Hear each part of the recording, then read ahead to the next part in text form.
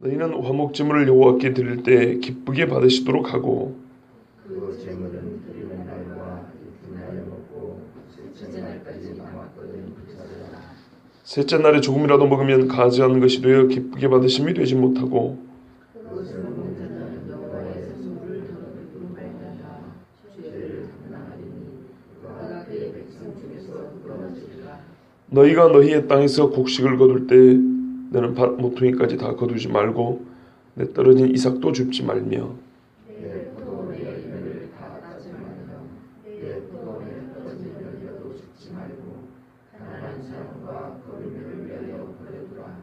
나는 너희의 하나님 여호와이니라.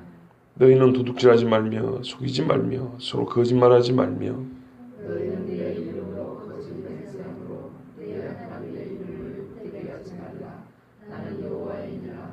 너는 내 이웃을 억압하지 말며 착취하지 말며 품꾼의 삭슬 아침까지 밤새도록 내게 두지 말며 너는 빈곤자를 저주하지 말고 여인 앞에 장애물을 놓지 말고 내 하나님을 경외하라. 나는 여호와이니라. 너희는 재판할 때에 불의를 행하지 말며 가난한 자의 편을 들지 말며 세력 있는 자라고 두둔하지 말고 공의로 사람을 재판할지며 너는 내 백성 중에 돌아다니며 사람을 비방하지 말며 내 이웃의 피를 흘려 이익을 도모하지 말라. 나는 여호와이니라. 너는 내 형제를 마음으로 미워하지 말며 내 이웃을 반드시 견책하라. 그러면 내가 그에 대하여 죄를 담당하지 아니하리라. 원수를 갚지 말며 동포를 원망하지 말며 내 이웃 사랑하기를 내 자신과 같이 사랑하라. 나는 여호와이니라. 아멘. 너희는 거룩하라 라는 말씀의 실제입니다. 진짜 거룩이 뭐냐를 시험 문제 칸 채우기가 아니고요. 삶에서 우리가 물어볼 거 아닙니까? 거룩이요? 그게 뭔데요? 구별됨이요? 그게 뭔데요? 이렇게 물어봅니다. 옛날에 경건이 뭐냐 하면은 다 소시 앉아가지고 새색시가 그 서방님 앞에 앉아 있는 것처럼 그렇게 예배드리면 경건하다 그러고, 거룩이 뭐냐 그러면은 거룩 별거 아니에요. 말만 거룩을 많이 쓰면 돼요. 거룩하라, 거룩하게 예배하시고 거룩하게 밥 먹으시고 거룩이란 단어만 많이 쓰면 거룩이었어요. 우리 학교 공부도 그렇게 많이 한단 말이에요. 어제 우리 청년들하고 이제 우리 세계관 학교라고 공부를 시작하기 위해서 미리 이제 오리엔테이션이라고 그러죠. 책으로 말하면 서론에 해당하는 수업을 1시간 했어요. 30분 하려고 그랬는데 2시간을 했어요. 2시간 하는데 이제 제가 몇 가지 물어봤죠. 뭔 뜻인지도 모르고 쓰고 잘못된 뜻으로 쓰는 말들이 있어요. 그 몇 가지 바로 잡아줬는데도 그렇구나 이런 친구들이 있었어요. 우리가 말은 바르게 해야 됩니다. 상황에 대한 진단이 바라야 될 뿐만 아니라 설명하는 개념이 바라야 된다 이 말입니다. 그 중에 이미 말씀드린 적이 있었던 잘 산다는 게 뭐냐. 잘 산다는 것은 돈이 많은 것을 말하는 게 아닌데 우리는 그렇게 쓰고 있는 거예요. 잘 산다 이꼴 부자다.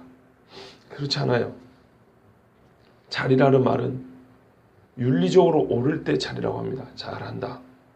어떤 사람은 볼 때마다 쓰레기를 줍고 볼 때마다 거지를 도와주고 볼 때마다 남 험담을 하지 않고 좋은 쪽으로 얘기해주는, 그리고 사람이 사람답게 사는데 사람답게 사는 것 같아. 잘 산다 그래요. 골키퍼가 공을 10개 중에 9개를 막아내고 공격수가 볼을 10개 중에 9개를 슛을 해놓으면 골이 돼버리면 축구를 잘한다 그래요. 잘한다는 말은 기능적으로 탁월하거나 윤리적으로 옳거나, 그걸 포괄적으로 잘이라 그래요. 굿! 그 말이에요. 굿! 예, 좋다. 잘한다. 그런데 잘이라는 말이 많다라는 표현으로 쓰일 때가 있는데, 그거는 돈을 얘기할 때 돈이 많으면 잘, 예, 이렇게 말을 해요. 윤리적으로 옳은 것도 아니고 기능적으로 탁월한 것도 아니에요. 그냥 그 윤리적으로 옳다거나 기능적으로 탁월하다는 것은 나 자신이요. 내가 뭘 더해져서 아니라 내 몸 자체가 공을 잘 차요. 내 인격 자체가 항상 옳은 일을 해요. 그것이 아니고 내가 아니고 내 밖에서 내 손에 뭐가 나가 아닌 다른 것이 많이 들어와 있어요. 많이 들어와 있는 거예요. 돈이 많이 있는 거예요. 돈이 많이 있으면 내가 잘 사는 거예요. 구분 되시죠?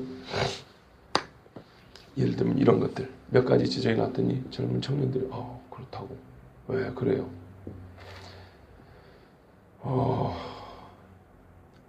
우리가 실질적으로 그러면 거룩이 뭐냐 하면 아까 말씀 그대로 옛날에는 거룩이라는 말을 많이 쓰는 사람이 거룩인 줄 알았어요.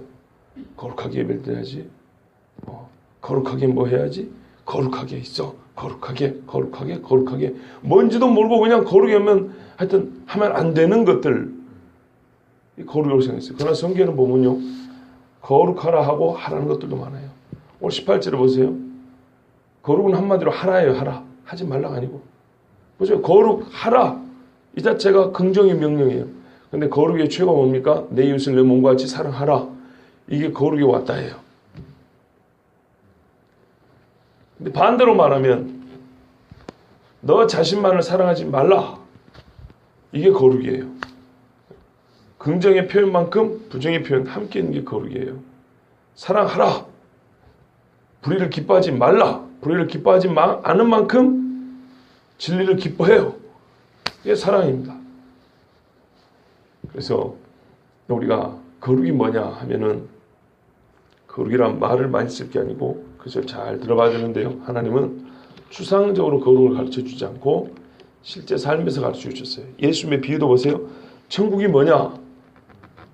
천국이라는 주제로 설교를 10번 이상 한 것 같은데요. 성경의 복음서에 보면 하나도 추상적으로 설명한 게 없어요. 전부 다 눈에 보이는 것들로 이해하기 쉽게 얘기를 해줬어요. 근데 요새는 하도 똑똑한 사람들이 많아가지고 뭔 말인지 못 알아먹게 많은 사람들이 있어서 그 사람들에게 이제 말해줄 때 나도 뭔 말인지 못 알아먹게 얘기를 해주는 경우가 있지만 그 주변에 알아먹는 말을 원하는 사람들에게는 알아먹기 쉽게 얘기를 했어요. 천국이 말이지. 근데 이게 말로 설명이 좀 곤란하긴 한데 그래서 한꺼번에 말은 못하고 내가 여러 개 쪼개서 나는 설명해 줄 수밖에 없어. 부분 한꺼번에 천국을 설명할 수가 없어요. 왜냐하면 천국은 그렇게 표현되는 그렇게 만만한 곳이 아니에요. 지옥이 그렇게 우스운 곳이 아닌 것처럼 천국은 그렇게 허접한 데가 아니에요. 한마디로 끝낼 수 있는. 우리가 이게 한마디로 뭐냐? 애시당초 천국은 한마디로 설명이 안 돼요. 너무 좋아가지고 너무 기가 막힌 곳이어서. 그래서 여러 가지로 천국은 마치 직접적으로 천국 이 꼴 이렇게 설명이 안 돼요. 이 땅이 천국이 아닌데 뭘 이 땅에 있는 거 갖고 이 꼴이라고 설명하겠어요? 마치 그런 것과 같아 이렇게 설명이 밖에 안 되는 거예요. 그래서 우리 예수님이 그렇게 말씀하셨어요. 거룩이 뭐냐? 하나님 그분이 거룩하신데 그걸 어떻게 말로 한마디로 설명이 될까요? 그런다고 추상적으로 설명해 주면 그게 뭔지 어떻게 알까요? 한마디로 설명할 수 없지만 추상적으로 말할 수 없는 거룩. 여러 개로 이해하기 쉽게 우리 삶에서 그리고 그거는 알라고만 한 게 아니라 진짜로 살으라고 주신 게 거룩의 계명이기 때문에 이렇게 이해하기 쉽게 실제적인 이야기로 나눠가지고 자세하게 말씀해 주셨어요. 그러니까 이거는요 남 얘기가 아니고 내 얘기라는 이 말입니다. 나 얘기예요. 어떤 말씀은 남자에게 주는 말씀이 있어요. 남자인 나는 다 들어야 돼요. 어떤 말씀은 여인에게 주는 말씀이 있어요. 여자인 나는 다 들어야 돼요. 어떤 말씀은 제사장이 주는 말씀이 있어요. 과거에 제사장 했던 사람들은 다 들어야 돼요. 어떤 사람은 육체 질병이 있는 사람이 있어요. 누가 질병에 걸릴지 몰라요. 내가 지금 안 걸렸기 때문에 나오는 상황이 아니요. 다 들어야 돼요. 아프고 싶은 사람이 어디 있습니까? 아프고 싶어서 아픈 사람이 어디 있냐고요. 어떤 사람은 재판할 경우에 재판장이 주는 말씀이 있어요. 누구 집 애가 커가지고 재판장이 될 줄 어떻게 알아요? 누가 남에게 고소를 당해서 재판을 받게 될지 그걸 누가 알아요? 다 알아야 돼요. 그렇죠? 나는 공부하면서 살고 싶었어요. 그런데 여기에 장사할 때는 이렇게 되어 있어요. 농사 지을 때는 이렇게 되어 있어요. 나는 농사를 짓고 싶지 않았으나 나중에 어쩔 수 없이 농사 짓게 사는 사람이 있어요. 그러니까는 인간이 어떤 경우에 어떤 상황에 처해 살지 모르기 때문에 이건 다 누구에게나 주는 말씀이에요. 그러므로 지금 보통 이런 말씀 들으면 나하고는 그냥 성경이니까 그렇지. 나는 화이트 칼라인데 뭐 여기 보면 전부 다 농사꾼들 이야기네. 이런 식으로 하면 곤란하다 이 말입니다. 그리고 삶의 원리는 마찬가지예요. 남 위에 있을 때가 있고 남 아래에 있을 때가 있고요. 그죠? 남에게 아쉬운 소리 할 때 있고 남이 나에게 아쉬운 부탁을 해야 될 그럴 위치에 있을 수도 있는 거예요. 어떻게 될지 아무도 몰라요. 모든 삶을 우리 하나님이 다 예를 들어서 거룩이 뭐냐 이걸 가르쳐 주세요. 그래서 다르게 말하면 누구도 피해갈 수 없고요. 누구도 나는 예외라고 말할 수 없습니다. 5절에 보십시오. 화목 제물 이야기입니다. 하나님 앞에서 이야기입니다. 우리 4절까지 거룩을 말씀할 때 먼저 부모 경외하고 하나님 경외하라 이야기했습니다. 가장 기본이고 포괄적인 이야기입니다. 그죠? 포괄적이라고 해요. 여러 개를 한꺼번에 이렇게 담고 있는 그런 말씀이라고 해요. 안식일이 어떻게 여호와를 경외하는 그 여러 규정들을 한꺼번에 담고 있는지 말씀을 드렸어요. 예를 들면 그런 거라 그랬죠. 이스라엘은 삶이 안식일을 기준으로 돌아갑니다. 일주일에 한 번씩. 그리고 이게 쌓이고 쌓이면 안식년이 있고요. 안식년이 쌓이면 희년이 있고요. 그리고 일주일에 한 번뿐만 아니라 모든 하나님의 구원 역사를 기념하고 기대하는 날은 전부 다 절기에 있고요. 그 절기는 거룩한 성회로 모이며 안식할지니라 이렇게 되어 있어요. 그래서 이스라엘의 삶은 안식일을 빼고는 전혀 타 민족의 삶과 구별되지 않고요. 안식일을 통해서 구별되며 하나님의 백성인 것을 내가 알고 살고 있습니다. 나는 이 땅에서만 소망을 가진 사람이 아니고 우리 하나님 나라에 소망을 두고 사는 사람입니다를 보이는 거 스스로 믿고 있음을 나타내는 게 안식일이라고 했어요. 그래서 안식일은 일주일에 한 번 1시간 그냥 갖고 제사 지내거나 예배 드리는 걸로 끝난 게 아니라 그랬어요. 반복하여 하나님의 구원 역사 속에서 내가 함께 살아오고 있음을 확인하는 게 안식이라고 그랬어요. 자, 그런데 이 포괄적인 규정들 안에 이제 조금 세부적인 규정들이 있는데요. 그 중에 첫 번째, 하나님 앞에 예배 드릴 때 가장 내가 하나님하고 친하다고 내가 가장 하나님을 경외한다고 직접적으로 표현을 할 때 어떻게 하냐 이 말이죠. 그 중에 화목제물을 냈어요. 왜 화목제물을 했는지 저는 알 수가 없으나 화목제물의 특징이 뭡니까? 이 제물은 내가 먹을 수 있다는 겁니다. 그죠? 온전하게 불살라 드리면 두렵고 떨리는 마음을 할 수 있지만 내가 일정 부분 취할 수 있을 때 나에게 할당된 부분이 있을 때 우리도 같은 그래요. 예를 들어보세요. 점원이 물건 팔 때 나는 사장이 아니기 때문에 깎아주거나 뭐 어쩌고 해줄 권한이 없습니다 이렇게 말하죠. 근데 직장을 똑같이 다녀도 자기에게 할당된 양이 있을 때 그렇죠. 할당된 양이 있고 어느 정도 자기가 할 수 있는 권한을 줄 때 이거는 내 권한 범위 안에서 그러면서 자기 임의로 하는 경우가 있습니다. 화목제물은 일정 부분은 나에게 주어진 양이 있어요. 분량이 있어요. 그러면 그걸 어떻게 할 수 있을까요? 내 임의로 할 수 있어요. 그날 다 불사르라 이거는 제사장이 다 불사르게 내가 어떻게 하지는 못해요. 근데 제물 중에 일부분은 내가 가져와서 먹어요. 누구랑 나와 내 식구하고 일가 친척 친구들까지 불러서 먹을 수 있다고 그랬어요. 화목제물. 자, 그게 내가 가질 수 있는 화목제물의 일정 부분 갖고 있는 권한인데요. 이거를 바르게 사용해야 화목제물이 온전하게 하나님께 드려질 수 있어요. 그런데 그걸 가져와서 3일째 남기지 말고 다 먹으라 했더니 게을러가지고 안 먹거나 아니 뭐 제사장 앞에 갖고 다 불살랐고 내 거 뭐 내 할당된 거 그 정도야 뭐 내 임의로 이런 식으로 하면 안 된다 이 말입니다. 안 보이는 것 같죠? 왜요? 내가 우리 장막에 텐트에 갖고 와가지고 서늘한 데다 고기 달아놨거든요.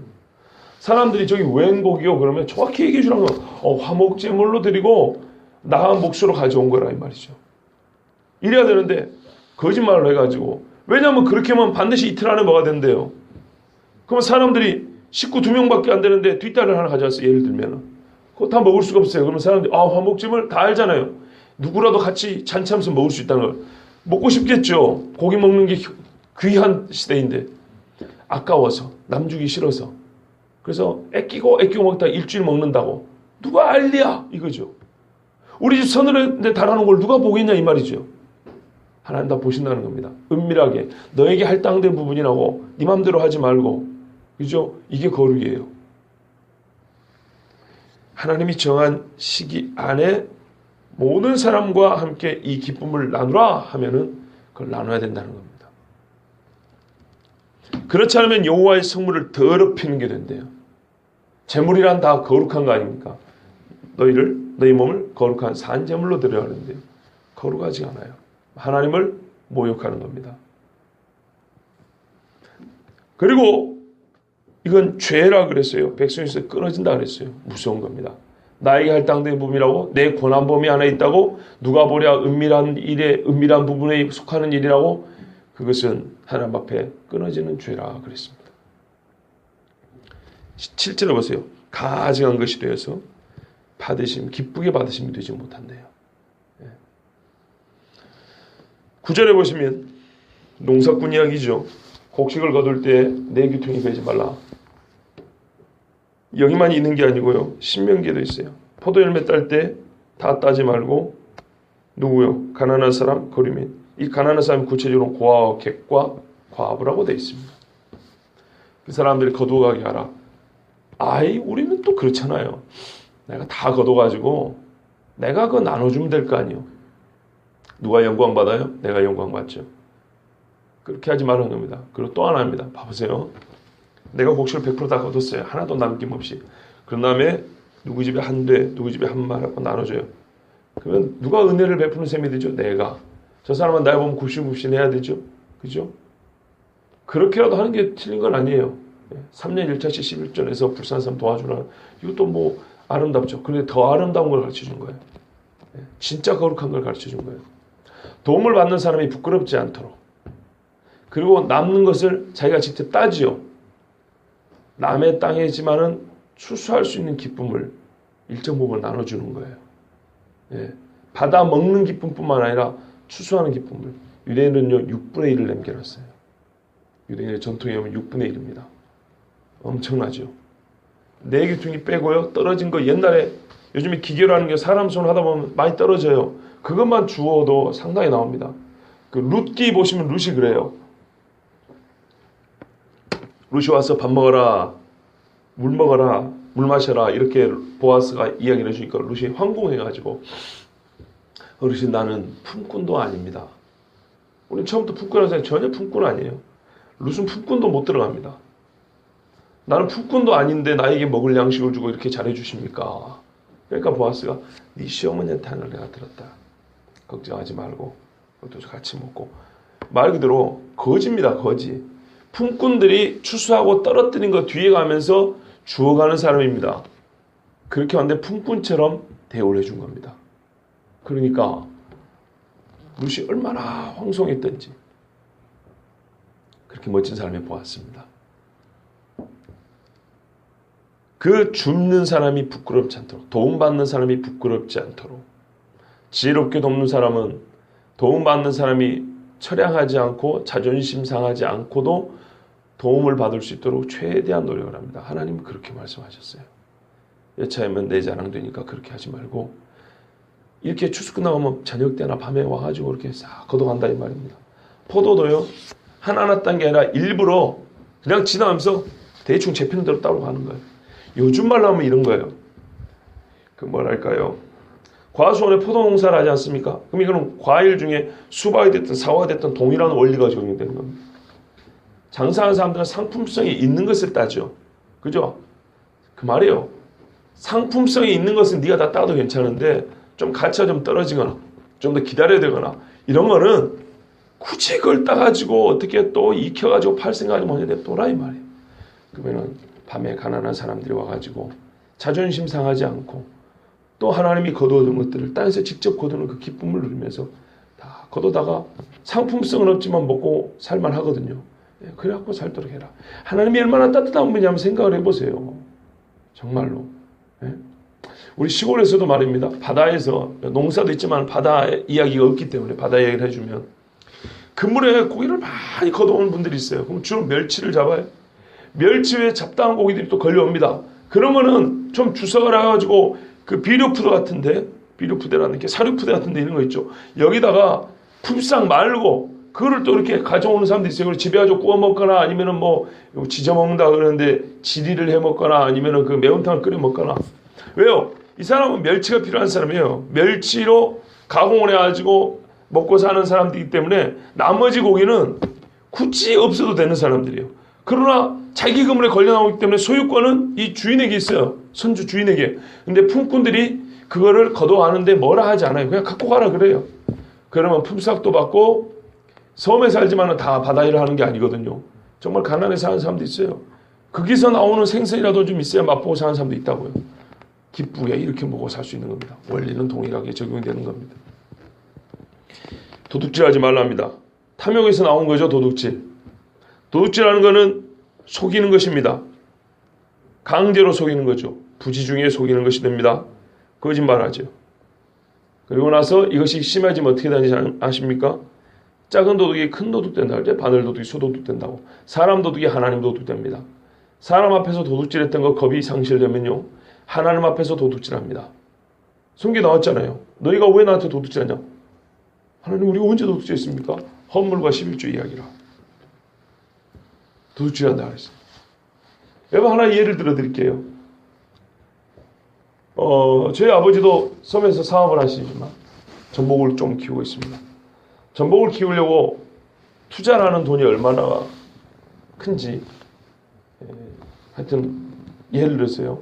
5천만 원을 올해 바다 농사할 전복을 키우기 위해서 전복 새끼를 사가지고 그거를 관리, 키우고 보살펴서 판매할 때까지 올해 총 5천만 원이 들었다 하십시다. 그런데 연말이 됐더니 투자 수익이 감가상각이라고 이렇게 더하기 빼기 해놨더니 마이너스 500 나왔어요. 자, 그러면 11조 할 돈이 있을까요, 없을까요? 없지요. 여러분, 그렇게 11조 하십니까? 다 빼고 한대요. 그건 11조 아니에요. 그러면 사실 11조 할 사람 아무도 없어요. 그럼 생각을 해보세요. 이것 빼고 저것 빼고 내 생각나는 대로 그렇게 계산하면 내 회사 갈 때 통행료가 얼마 나왔지, 기름값이 얼마 나왔지, 밥값이 얼마 나왔지, 싹싹 빼보세요. 뭐 11조 할 게 있습니까? 없어요. 그러면은 예를 들어서 저희 아버지 같은 경우는 수년 동안 11조를 10원도 할 수가 없습니다. 그렇게 되지 않겠습니까? 투자 수익으로 이렇게 더하기 빼기 하면은 그런 거 없어요. 정직한 11조는요, 투자는 아예 빼고 계산하는 거예요. 수익만 계산하는 거예요. 그렇게 계산하면 하나님이 알까요, 모를까요? 11조는 기본적인 믿음의 증거입니다. 그거 일일이 계산해가지고 그건 11조 아닙니다. 칼로 정확하게 자르듯이 그렇게 자기가 11조 양을 정해놓은 사람이 있어요. 나는 그냥 10만원, 나는 그냥 20만원, 나는 그냥 30만원, 얼마 번지는 몰라요. 보통 그런 분들은 어떤 특징인지 아십니까? 얼마 버는 것을 애시당초 계산도 안 해요. 이게 얼마나 무서운 이야기인지 아세요? 잘 모르시구나. 11조는 수익의 10분의 1인데요. 자기가 정해놔버리면 그냥 기계적으로 그 액수만 내면 되기 때문에 실제 내 수익이 얼마인지 계산을 안 해본다고요. 실제 내 수익이 얼마인지 계산을 안 해본다는 말은 11조의 정신을 전혀 생각하지 않는다는 거예요. 헌금을 하지만 하나님 앞에서 11조하고 나하고는 하나님 앞에서 나의 신앙을 판단할 때 11조로는 계산할 게 없어요. 기계적인 거예요. 기계적. 11조는 내가 돌이켜보면서 내가 얼마 수익을 얻었지? 이거를 계산해 봐야 되는 거예요. 하나님의 은혜를 세임을 해봐야 되는 거예요. 그리고 이렇게 하나님 주셨구나 하고 그 중에 10분의 1인데 처음부터 내가 수익이 1억이 됐든 100억이 됐든 나는 항상 1000만 원 이렇게 정해놔버리잖아요.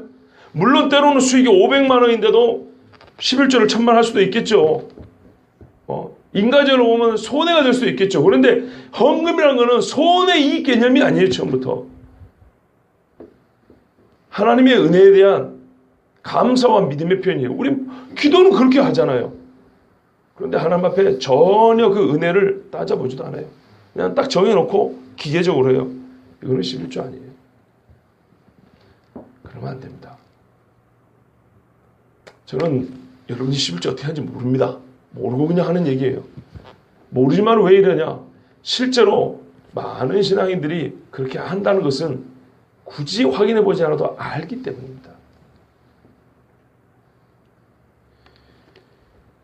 도둑질입니다.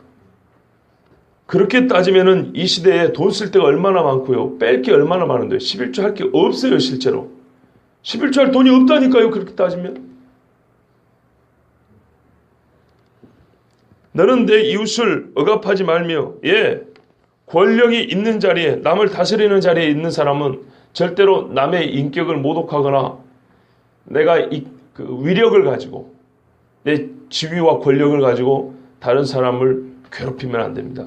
착취하지 말라 그랬어요. 뭡니까? 예를 들면은 불법 그 체류자라 그러죠. 불법 체류자라는 그 약점을 잡아가지고 막 그 착취하는 경우 있죠. 사고를 당해서 병원도 안 보내주고 쉬는 날은 그 까버리고 보수해서. 물론 일을 안 했기 때문에 적게 받은 게 맞겠죠. 그런데 너무 부당한 그런 경우들이 있죠. 우리 섬에도 동남아에서 온 청년들이 상당히 많이 있습니다. 한국 사람들 일할 사람이 없어서 동남아에서 그 사람들 데려다가 이렇게 바다 일을 시키는 경우가 있습니다. 한 장로님이 그렇게 하는데 잘해요. 바다에서 먹을 것도 잘 주고 월급도 주고 숙식도 제공하고 그런 분이 있어요. 품꾼의 삭슬 아침까지 밤새도 두지 말며. 여러분, 남의 집에 갖고 삭군으로 일하는 사람들 가난할까요? 부자일까요? 겁나게 가난한 사람들입니다. 저는 그게 참 감사해요. 제가 초원에서 살았기 때문에 이런 말씀이 다 그림으로 그려져요. 옛날에 할아버지 일찍 돌아가셔 주로 과부로 사는 할머니들이 남의 집 품꾼으로 많이 갑니다. 저희 섬에서 보면 그래요. 아쉬워요, 이런 사람들은. 그래서 일부러 품꾼을 쓸 때도 조금 더 어려운 집을 먼저 이렇게 우리가 섭외한다 그랬죠. 가서 말을 해요. 저녁밥 먹고 나면 누구 할머니 집 가가지고 내일 우리 집에 와서 일 좀 해달라고 얘기해라. 이렇게 말하라 그래요. 가서 얘기하고 또 그날 끝나면 집에 오셔갖고 저녁 먹고 가라 그래요. 안 먹고 간다 그러면 또 저녁 먹고 나서 품삯을 밤에 갖다 주라고 돈을 줘요. 적으면은 조금 적다고 말을 하고 그리고 얼마라고 얘기를 하고 암암리 정해진 그런 있겠죠. 액수가. 하여튼 어릴 때 그 신부는 많이 했던 기억이 납니다. 지금 생각해보면 아주 성경적이에요. 그리고 실제로 보면 되게 과부들이에요.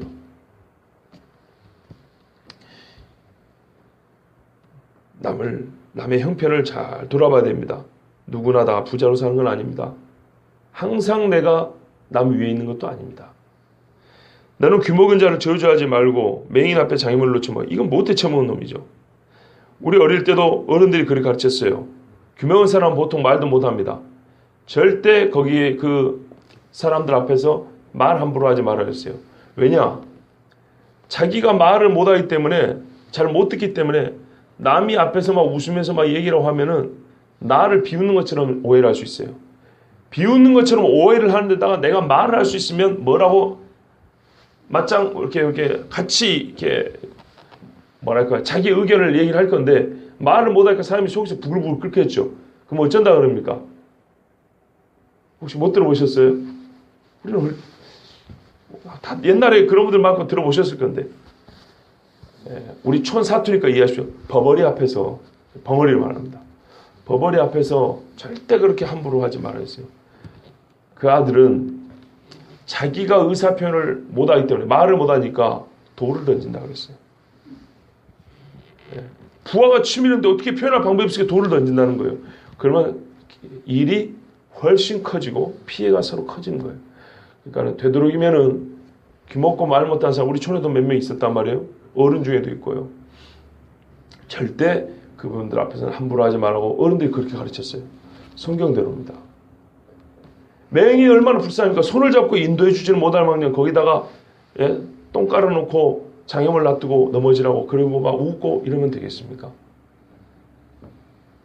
혹시 살면서 이와 같은 일이 없는지 남의 약점을 감춰주는 것이 아니라 그 약점을 이용해서 더 비웃고 멸시하고 조롱거리로 만들고자 한 적은 없는지 한번 잘 생각해 보십시오.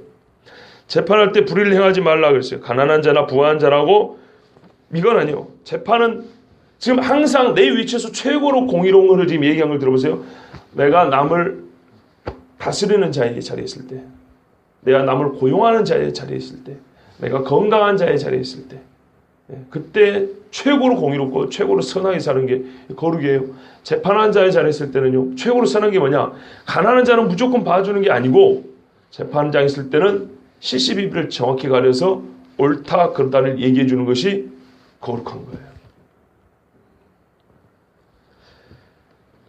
16절입니다. 돌아다니면서 사람 비방하지 말랍니다. 남의 피를 흘려서 이익을 도모하지 말라 그랬어요. 우리도 그런 말 하죠. 남의 눈에 눈물을 흘리는 사람 내 눈에 뭐가 흐른다고요? 피눈물을 흘린다고요. 거짓말 아니에요. 맞아요. 반드시 맞아요. 내가 그걸 못 깨달을 때가 있어서 그렇지, 하룻밤 저녁 먹고 앉아서 가만히 생각해 보면 맞아요.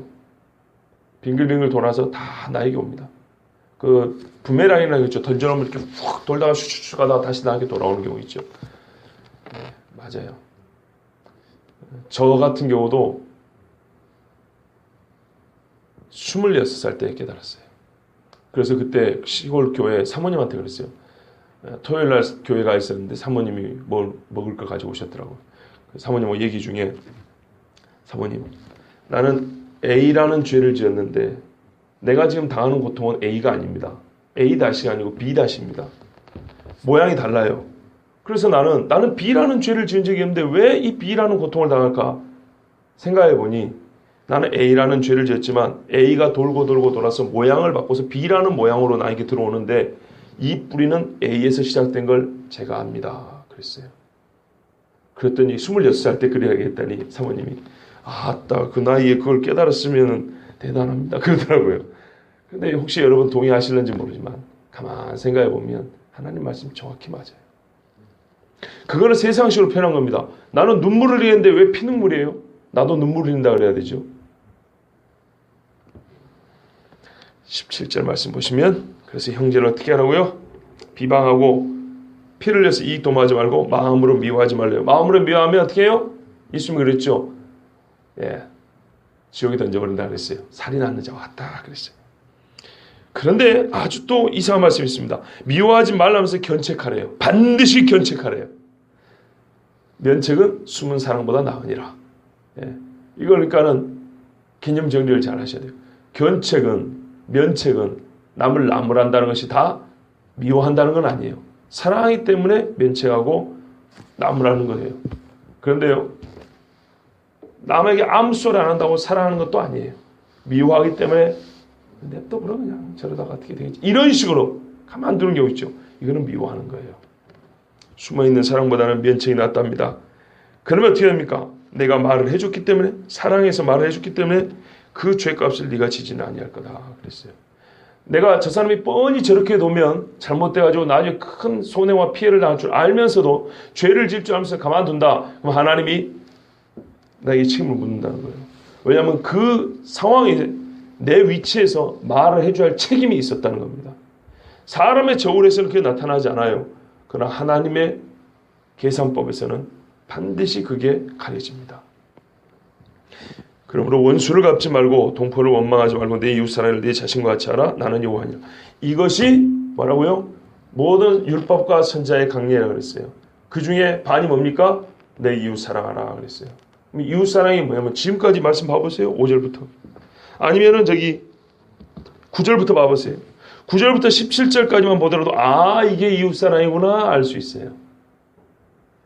그런데 말입니다. 예수님은 그랬어요. 하나님을 사랑하고 이웃을 사랑하라 했어요. 그죠? 그럼 하나님 사랑이 어디에 있을까요? 아까 5절 정도를 보면 하나님 사랑을 알 수 있어요. 그래가지고 예수님이 그 부자 청년에게 그랬어요. 율법을 지켜라 그랬어요. 나 하나님 사랑하는 거 맞다고 막 그랬어요. 네 가진 점을 팔아갖고 가난한 자에 나눠주고 하라. 이게 이웃 사랑이거든요. 못 하겠는데 이렇게 갔어요. 하나님은 우리의 거룩을 두 가지로 나눠서 보십니다. 통합적으로 봅니다. 하나님 사랑하느냐, 이웃 사랑하느냐. 삶에서 내 위치에서 어떻게 행동하느냐 봅니다. 여러분 혹시나 내 양심에 거리끼는 것이 있으면 그건 하나님 잘못이 아니고 내 잘못입니다. 제가 그냥 뭉뚱그려서 대충 성경이 이렇게 있습니다 이러고 넘어가면 좋을 텐데 새벽부터 막 몇 가지 찔러대가지고 여러분 마음이 불편할 줄 압니다. 그러나요, 아까 뭐라 그랬다고요? 형제를 마음으로 미워하지 말며 내 이웃을 반드시 견책하라 그랬어요. 이 말을 안 하면 뭐 한다고 이 새벽에 갖고 여기 강다리까지 서겠습니까? 그런 말도 못 할 것 같으면. 커피잔 들고 예배당에 들어가는데 그거 들고 가면 안 됩니다 소리도 못 할 것 같으면 뭐 한다고 안내한다고 저기 서 있겠습니까? 얼굴 마담이죠. 그건 의미가 없는 겁니다. 하나님이 뭐 한다고 이 말씀을 주셨겠냐 이 말입니다. 이 새벽부터 들으라고. 그렇지 않습니다. 하나님 앞에 거룩함은 우리의 삶이고요. 하나님의 기준에서 메네메네 대개로 마르신 하나님의 저울에 달아봤더니 부족하느냐 합당할 거냐 이거는 우리 책임입니다. 하나님께서는 부족하지 않도록 우리에게 잘 가르쳐 주셨습니다. 기도하겠습니다.